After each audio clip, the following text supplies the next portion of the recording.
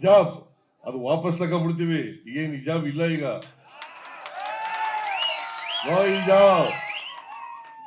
ಹಿಜಾಬ್ ಹಾಕೊಂಡು ಹೋಗ್ಬೋದು ಈಗ, ಗೊತ್ತಾಯ್ತಾ? ಹಾ, ಆದೇಶ ವಾಪಸ್ ತಗೊಳ್ಳಿ ಅಂತ ಹೇಳಿದ್ದೀನಿ ನಾನು. ಈಗ ಡ್ರೆಸ್ ಹಾಕೊಳ್ಳೋದು, ಊಟ ಮಾಡೋದು ನಿಮ್ಗೆ ಸೇರಿದ್ದು. ನಾನು ಯಾಕೆ ನಿನ್ಗೆ ಅಡ್ಡಿಪಡಿಸ್ಲಿ? ನೀವು ಯಾವ ಡ್ರೆಸ್ ಹಾಕತ್ತೀಯ ಹಾಕೊಳ್ಳಪ್ಪ, ನೀವು ಯಾವ ಊಟ ಮಾಡ್ತೀಯ ಮಾಡು, ನನಗೆ ಯಾಕೆ? ನಾನು ಊಟ ಮಾಡೋದು ನಾ ಮಾಡ್ತೀನಿ, ನೀವು ಊಟ ಮಾಡೋದು ನೀವು ಮಾಡ್ತೀಯ, ಅದು ನಿಮ್ಮ ಹಕ್ಕು, ನನಗೆ ನನ್ನ. Very simple, very simple. ನಾನು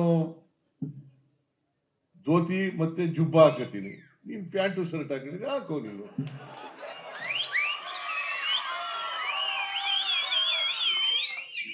ಅಲ್ವಾ?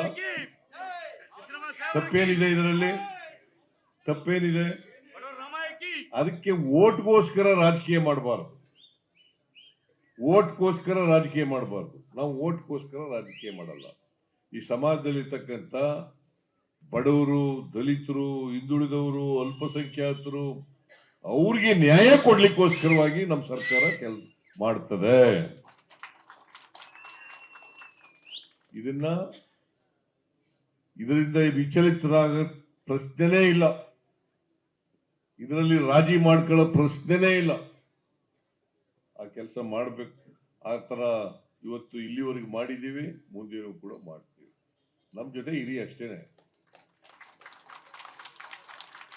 ಸುಳ್ಳು ಹೇಳೋರ್ ಜೊತೆ ಇರಕ್ ಹೋಗ್ಬಿಡಿ, ಮೋಸ ಮಾಡೋರ್ ಜೊತೆ ಇರಕ್ ಹೋಗ್ಬಿಡಿ.